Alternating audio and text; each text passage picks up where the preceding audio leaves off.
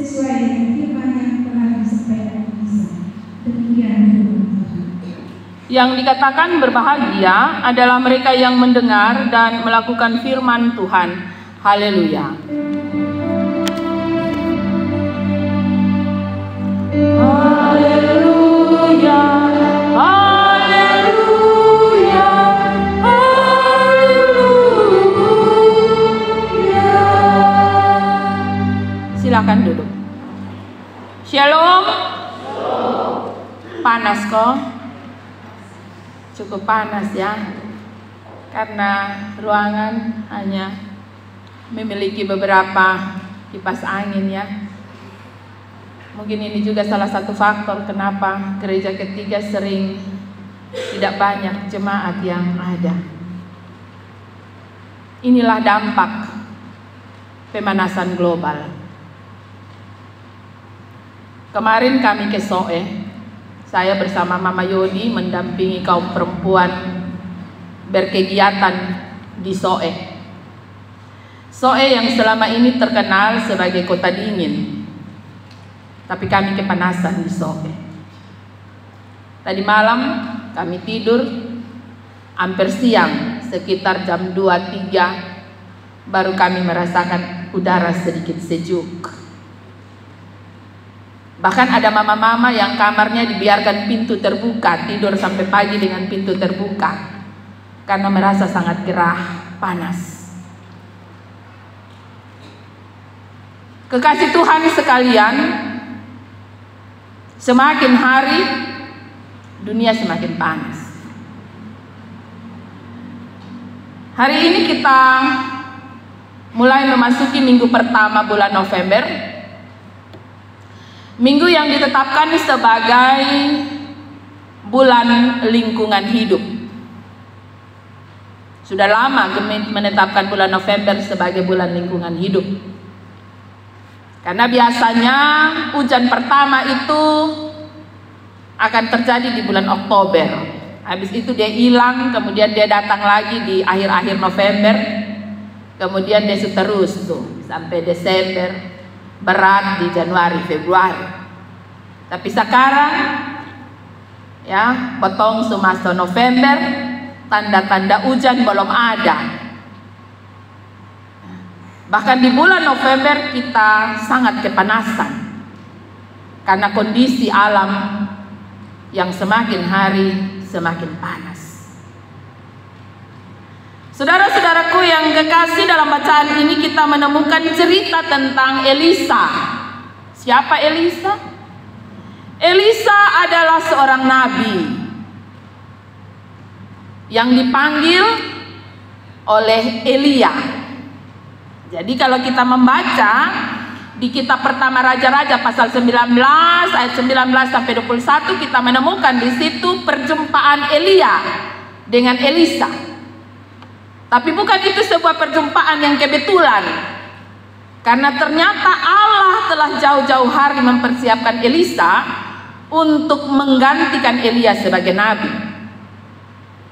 Maka ketika Allah meminta Elia untuk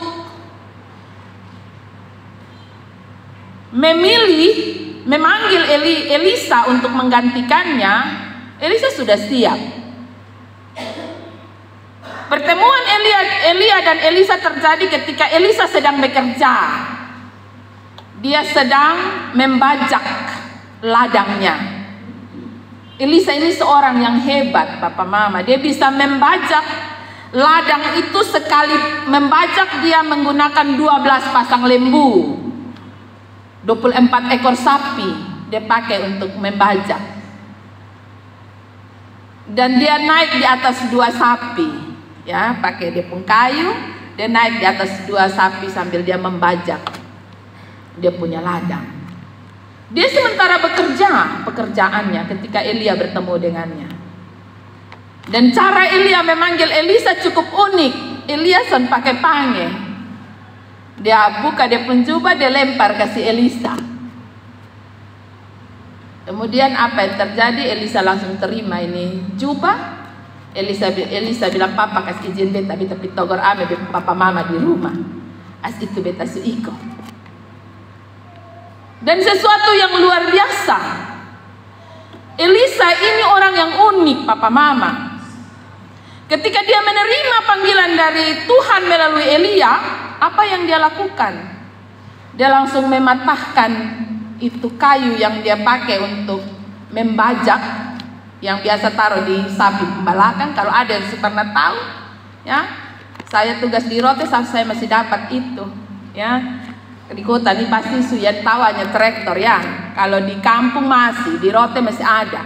Jadi itu alat yang diikat di belakang kerbau, kayu, dan orang biasa injak dari atas supaya dia punya untuk garu itu bisa masuk, ya. Alat kerja yang dia pakai, dia langsung patahkan kayunya, dia bikin jadi kayu api, dia potong lembu yang dia pakai untuk apa? Membajak itu, dia potong lembunya, dia masak sebagai bentuk bahwa dia tidak akan kembali pada pekerjaannya itu, dan ia akan melakukan pekerjaan yang Tuhan percayakan kepadanya. Satu keputusan yang sangat-sangat radikal yang diambil oleh seorang Elisa. Dia memutuskan bahwa ia tidak akan kembali pada pekerjaannya yang lama, dan ia akan melakukan pekerjaan yang baru yang Tuhan percayakan kepadanya. Dia potong lembunya, dia pun kayu gandarnya dia pakai untuk masak, dagingnya dia bagi semua orang yang ada di situ, silahkan makan, dan dia sudah jalan, sudah mengikuti Elisa. Kurang lebih 8 tahun ia bekerja dan melayani bersama dengan Elisa. Waktu yang Tuhan siapkan Elia untuk mempersiapkan Elisa, karena Elia akan dipanggil dan diangkat oleh Tuhan hidup-hidup. Menjelang Elia naik ke sorga, Elisa sudah tahu. Jadi Elisa bilang, "Papa, jalan-jalan ke setengah beta." Elia bilang, "Saya harus jalan. Dan lu berhenti di sini, beta mau pergi sana, beta mau pergi beribadah di Betel." Elisa bilang, "Ini Bapak semulai." Dia bilang, "Bapak pergi mana beiko?" Terus Elia bilang, "Kau lu sebenarnya mau apa ini?" "Bapak, kalau Bapak jalan, kasih tinggal kasih beta Bapak pun kuasa." Maka Elia bilang, "Kalau lu sampai dapat lihat bagaimana Allah mengangkat saya, maka kamu akan mendapat kuasa itu." Karena itu Elisa sebagai hamba yang dengar-dengaran, hamba yang setia dan taat, dia tidak tinggalkan Elisa. Bahkan ketika 50 murid dari Elisa tidak mengikuti Elia sampai perjalanan terakhirnya, Elisa tetap ada di samping Elia. Maka ketika awan terbuka, kereta, kuda turun dan menjemput Elia, Elisa menyaksikannya. Dan karena itu ketika Elia mau terangkat, Elisa berteriak, "Bapak, jangan lupa beta." Dan Elia, sebagaimana ia pertama kali memanggil Elisa dengan melempar jubahnya, demikian pula ketika ia mau meninggalkan Elisa, dia membuka jubahnya dan dia melemparkannya kepada Elisa. Saudara-saudaraku yang kekasih, sebuah pertemuan yang indah dan sebuah perpisahan yang indah. Bagaimana seorang pelayan mempersiapkan generasinya, mengkaderkan anak-anaknya untuk menjadi pelayan di waktu yang akan datang. Dan hari ini kita belajar dan kita membaca cerita tentang bagaimana Elisa memulai pelayanannya sejak ia mulai sendiri tanpa Elia. Jadi kisah yang kita baca ini kisah setelah Elia tinggalkan Elisa. Elia sudah naik di sorga. Ketika Elisa mau pulang menyeberang sungai, dia bilang, "Sungai Yordan." Kalau tadi waktu mereka lewat, Elia pukul dia punya jubah di air terbelah, dia bilang dia mau tes. Ini sudah Pak Elia pun jubah jadi tes dulu, apa betul seperti apa yang Elia janjikan, kalau lu dapat lihat saya dengan kereta kuda, maka lu akan dapatkan kuasa. Ya, maka dia ambil jubah yang Elia kasih dia taruh di air tabalah, dan dia jalan di tanah kering.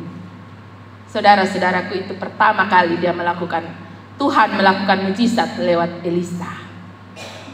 Dan mujizat yang kita baca pada saat ini adalah hal kedua yang dilakukan oleh Elisa. Setelah dari sungai Yordan, ia memasuki kota Yeriko. Ketika sampai di Yeriko, ia mendapatkan berita. Orang-orang di Yeriko menyampaikan kepadanya, "Bapak, air di sini bae mah tahu kermana kok, menyebabkan kematian dan keguguran bayi." Kalau kita membaca bacaan Alkitab ini versi King James dalam bahasa Inggris, kita menemukan bahwa pada bagian ini bukan saja diceritakan tentang kematian dan keguguran bayi, tapi juga disampaikan kepada kita bahwa tanah di sekitar daerah itu menjadi tandus karena air ini, dan pohon-pohon tidak menghasilkan buah karena aliran air itu. Entah pencemaran seperti apa, tetapi kondisi itu demikian. Papa Mama ketika mendapat informasi ini, bagi Elisa ini tidak bisa dibiarkan lama. Ini sesuatu yang sangat urgen sekali. Ini sesuatu yang sangat penting. Kenapa? Karena jika terus terjadi kematian dan keguguran bayi, maka apa yang terjadi di wilayah sekitar aliran air itu tidak akan ada lagi kehidupan. Tidak akan ada lagi pertambahan populasi manusia. Bahkan yang tua akan pergi dan tempat itu akan sunyi. Dan jika kehidupan alam di sekitar itu menjadi tidak ada, maka yang terjadi adalah tandus dan kering. Sebuah bumi yang rusak. Dan karena itu bagi Elisa ini sesuatu yang penting yang harus segera ia lakukan. Dan dalam petunjuk Tuhan, dia meminta tolong bawakan pinggan yang baru dan garam. Apakah pinggan yang baru itu sebuah alat ajaib? Apakah garam itu sebuah alat yang ajaib? Tidak. Papa Mama, pinggan dan anggur hanyalah alat yang dipakai oleh Elisa atas petunjuk Tuhan. Dan karena itu, hal yang sederhana ini dipakai oleh Tuhan untuk menyehatkan air yang ada di Yeriko. Itu berarti apapun itu alatnya, jika Tuhan yang memerintahkan, jika Tuhan yang memberkati, alat itu menjadi alat yang berguna bagi sebuah kehidupan.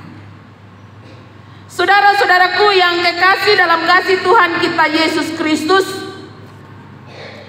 apa yang mau dikatakan oleh cerita ini? Cerita ini mau bilang kepada saya dan saudara bahwa ketika kita berhadapan dengan kondisi dunia saat ini, bumi saat ini, maka kita juga mestinya dapat memahami bahwa dunia tidak sedang berada dalam kondisi baik-baik saja. Dunia tidak sedang berada dalam kondisi baik-baik saja. Pemanasan global begitu parah. Dunia semakin panas di mana-mana. Ada bagian-bagian negara yang sudah tidak bisa menahan panas. Ada negara-negara di India yang sudah sampai pada suhu 37 derajat. Orang-orang susah bisa pakai pakaian lain. Sudah tidak sanggup. Orang-orang tua, lansia, para lansia berhadapan dengan kondisi yang berbahaya. Saudara-saudaraku yang kekasih, ini tidak main-main. Mari coba kita lihat kondisi kita sekarang ini. Dalam perjalanan ke Soe saya bercerita dengan Mama Nia, dan Mama Nia bercerita bahwa dulu tuh Mama di belakang Mama Lian punya rumah yang namanya air bonik itu, orang bisa mandi di situ, rame sekali. Air sama orang pipa cuci mandi di situ. Sikumana ini pun tanpa air ada di sana. Tetapi sekarang sudah tidak terurus lagi. Sampah berserakan di mana-mana. Hal yang sederhana mestinya kita mulai dari diri kita Papa mama kita adalah makhluk yang termuda di alam ini. Kita yang diciptakan terakhir, kita yang keluar terakhir. Kita anak bungsu. Yang kakak-kakak dong ini alam ciptaan. Ya.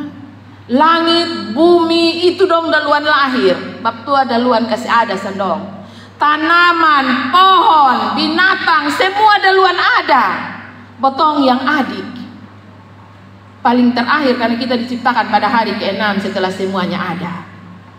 Tetapi yang bungsu ini, saya dan saudara ini, yang bikin rusak kakak dong. Alam ciptaan ini, ketika alam menciptakannya, dia bilang sungguh baik. Dia bikin habis langit, dia bilang sungguh baik. Dia ciptakan habis tanaman, dia lihat kiri kanan, wih gagas semua, sungguh baik. Binatang-binatang dia bilang sungguh baik. Dan ketika dia menciptakan manusia, dia bilang sungguh amat baik. Apa yang mau dikatakan di sini?